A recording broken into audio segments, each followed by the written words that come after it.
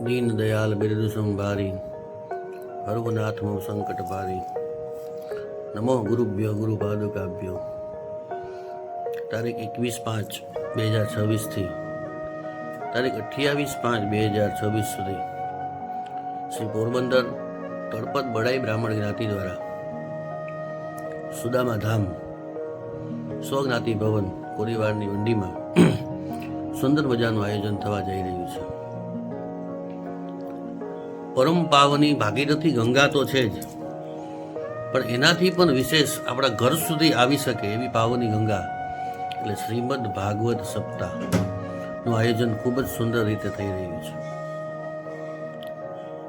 એ આયોજનનો આનંદ મને એટલે છે કે આ આયોજન ત્રિકમજી બાપુની પ્રેરણાથી, પ્રેમેશ્વર મહાદેવની પ્રેરણાથી, માં કુળદેવી આશાપુરા, માં રંગબાઈ, માં ગાત્રાળ, માં અન્નપૂર્ણાની પ્રેરણાથી આ કાર્યક્રમ થવા જઈ રહ્યો છે।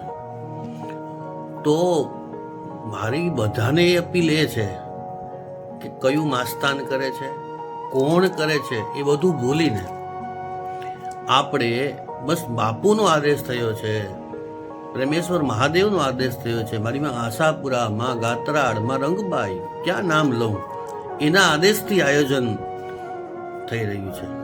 અને સાથે સાથે પવિત્ર પુરુષોત્તમ મહિનામાં આપણે અધિક માસ બોલીએ છીએ, પણ અધિક માસનું મહત્વ મારા ભાઈઓ બહેનો એટલું બધું છે કે આ આયોજનમાં આ મહિનામાં જે કોઈ પણ કામ કરો છો એનું અસંખ્ય પુણ્ય મળે છે।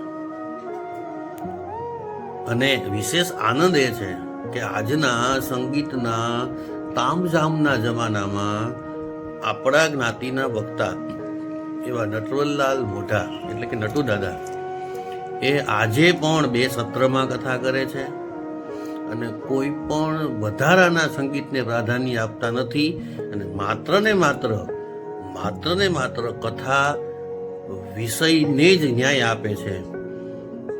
એવા વક્તા જ્યારે આપણને મળતા હોય અને એમની ભાવના કે હું મારી જ્ઞાતિ માટે કંઈક કરું, હું મારી જ્ઞાતિને કંઈક કથા સંભળાવી દઉં, તો આ તકે મારી ખાસ નમ્ર અપીલ છે બધાને કે આવો, જોડાઓ, યથાશક્તિ જે કંઈ સેવા પૂજા થાય એ કરો। અને કદાચ કંઈ ના કરો તો કમિટી બધી રીતે બધું પૂરું કરવા તૈયાર જ છે, પણ માત્ર ને માત્ર ભાગવતજીના દર્શન કરો।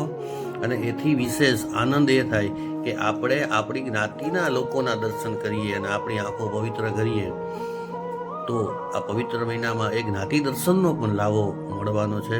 તો મારી આપ બધાને નમ્ર વિનંતી છે, એક આમંત્રણ છે જ્ઞાતિ વતી, કમિટી વતી કે આવો અને પવિત્ર પુરુષોત્તમ મહિનામાં પ્રેમેશ્વર મહાદેવના સાનિધ્યમાં સુદામા ધામ જેવું પવિત્ર ધામ છે, એ ધામમાં શ્રીમદ ભાગવત સપ્તાહનું આયોજન થયું છે।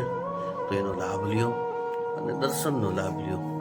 આવો, સાથે મળીને આ કાર્યમાં સહભાગી બનીએ અને જે કંઈ પણ ફૂલ નહીં ને ફૂલની પાખડી આપણી સેવા, રૂપિયાની વાત નથી કરતો, જે કંઈ પણ સેવા થાય એ સેવા કરીએ અને ત્રિકમજી બાપુને અર્પણ કરીએ તો બાપુ બહુ રાજી થશે। ભગવાન બધાનું કલ્યાણ કરે, ભગવાન બધાનું સારું કરે એવી શુદ્ધ ભાવના સાથે મારા સૌને જય શ્રી કૃષ્ણ, જય માતાજી, ત્રિકમજી બાપુની જય।